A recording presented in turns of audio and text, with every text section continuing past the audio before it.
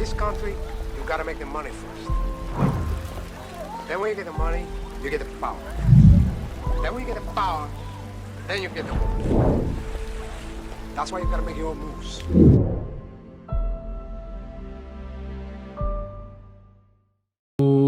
Woo, what's happening, YouTube? It's your boy Sock checking back in.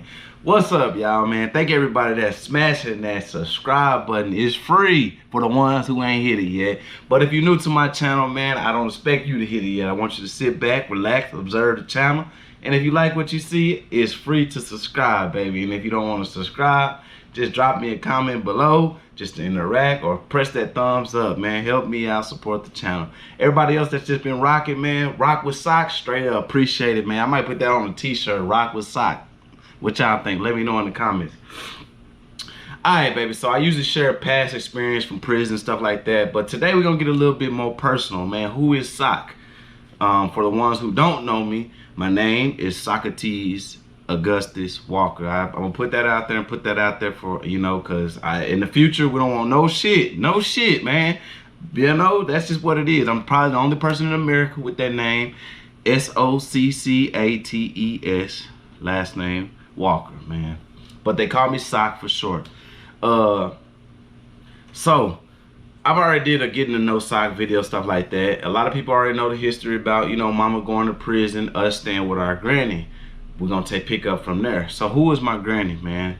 My granny, like, she was the strongest lady I known, you know. And then my mama got out and took over at 12, 13, age like that, you know. Shout out to both of them. They both been through a lot. So there was a question asked coming home from prison with one of my personal counselors, man. You know, I was on parole, and I was in a re-entry program with Florida State University, and they gave me a counselor. So the question was, if I have any regrets in my life, what would be the regret, or what is the regret? The number one thing I regret in my lifetime is something I did when I was a kid, and I'm gonna take y'all back. So boom, as a kid growing up, when my mama got popped, she went away, and my granny took hold of all of us. So my mama got 8 kids, and my granny has like 5 kids, you know. So it's like at least 10 people in the house. I'm gonna say 10 or more in the house we live it in.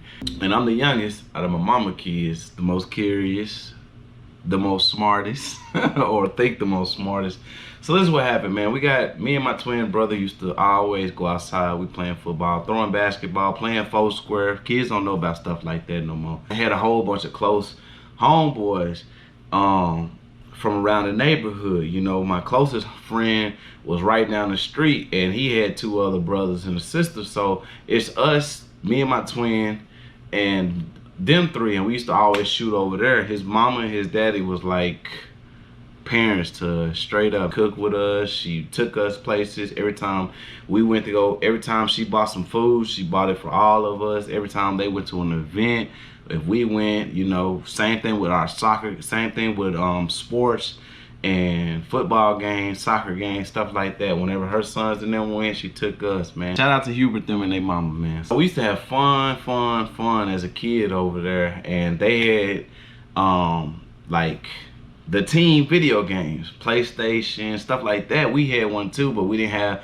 the games they had. So we'll go over there, we'll team up, play games, you know what I mean? Just everybody having fun, all the boys having fun. It's like 5 of us in one room, and sometimes 6 or 7, because there'll be a whole bunch of kids over there, and we all balling out playing video games. So I remember it was a specific game, a fighting game that I wanted, but my friends had it and we didn't have it. And you know, I understood the situation of what was going on in our household. You know, it was pretty much, you know, if it's not important or if it's not life-threatening, something like that, man, getting it, basically, you know. And shout out to sis, man, Teresa, man, that's my sister, man. She, you know, held it down well while mama was gone, man. You know, a lot of things we got that was fancy, like shoes or presents and stuff like that, came from her whenever, you know, she could do the thing. And so back to the video game. So video game we playing over here, I kind of want the same game, And I'm bad as hell at the time, so instead of asking my granny to buy the game, so boom, it's the weekend, we chilling, and one day my granny tell me go in the room, grab something. I don't know what it was I was grabbing, but I go in there and I see her black purse on the ground. It's two $20 bills sitting in her purse and on the side of the bed, and I really wanted this video game bad, bad, bad. So, but at the same time, I'm raised right. Shit, I know. My granny don't play that shit. She catch me stealing, she gonna beat the black off my ass. You know what I'm saying? So I go in the room and I come back out and I tell my grandma, you know, hey, I can't find it, whatever it was I was looking for.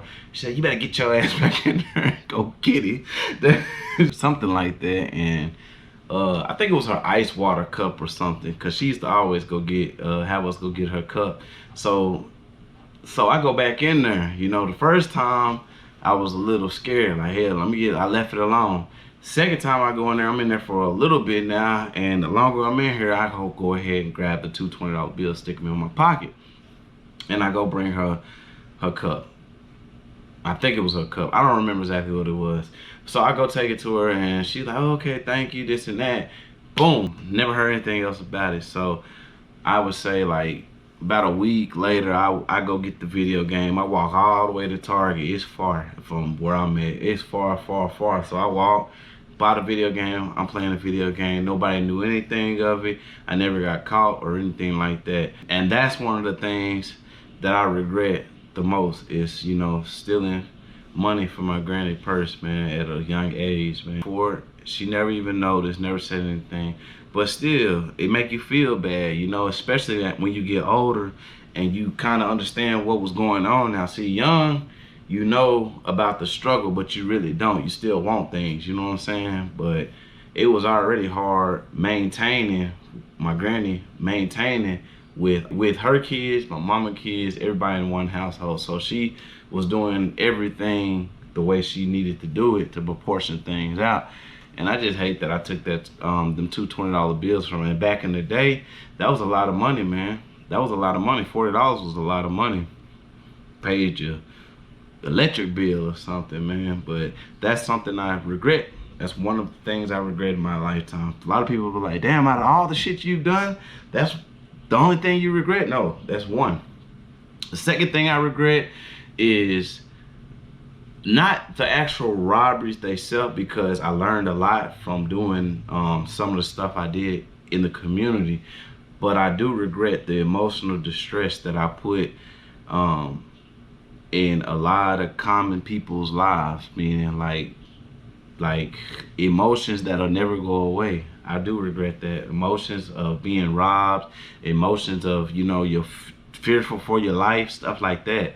I do regret that. I got loved ones, and if anything ever happened to the loved ones to that nature, you know, they're gonna be scared to death the rest of their life. It's gonna be hard for them to come outside. It's gonna be hard for them to walk to the car by themselves. And me as a, you know, 18, 19, 20-year-old, wasn't thinking about them things at the time. And that's what I do regret, you know, the emotional stress, the emotional pain of being robbed. I don't know what it feels like to be on the other end of a barrel, and I pray to God that it never happens, you know. I hope that I made atones for everything, you know. I pray that, you know, my karma has already come back and got me already. I've already made atones with everything and everybody, and that, you know, we live old to see life, baby. But those are the two things I do regret in my lifetime, is the emotional distress and pain that I caused everybody in the whole too. Like, not even just the victims, family, friends, you know, everybody that had to pretty much come to my aid or rescue every time I got locked up. Everybody that I put in situations that really wasn't down with the get down, but some shit happened, and, you know, I put them in a situation to where, like, hey, look, let's ride out, let's go do this, let's go do that. It's a lot of people that are influenced like that. It's just, and those are my only regrets, is leading people astray and teaching them the wrong thing. That's it. And those are my regrets, you know. My duty now is to educate and teach people why not to do it, you know, stuff like that. All right, baby, I'm gonna give y'all one story before we go. Boom, we had broke our PlayStation one day, and just so happened the school was doing something where you can rent them out. Your people just had to, your people just had to sign for it. So boom, we got our granny to sign for it, and the school gave us a PlayStation, a regular, you know, PS1, PS something like that, PS1, the old one.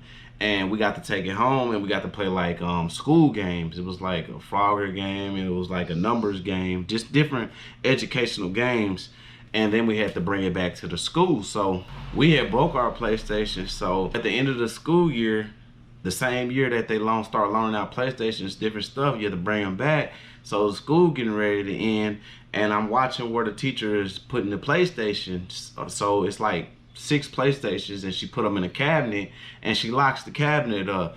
But it's like the last few days of school, and everybody's outside for field day. Field day is like when the kids go out and play. So I sneak back into school while everybody at field day, because really it's like an open day. You got volunteers, parents there. They come and walking back to the classroom, getting little chips, cookies, snacks, different stuff. I had already been plotting, you know, that whole week, last day of school, that I'm gonna get me a new PlayStation. I'm just gonna switch them out somehow. So that's what I do. At the last day of school, I go take my old PlayStation, I slide off the playground, and I go take my old PlayStation and I go switch it out with a new PlayStation, because the teacher had left the cabinet, everything unlocked. She started doing that for a while.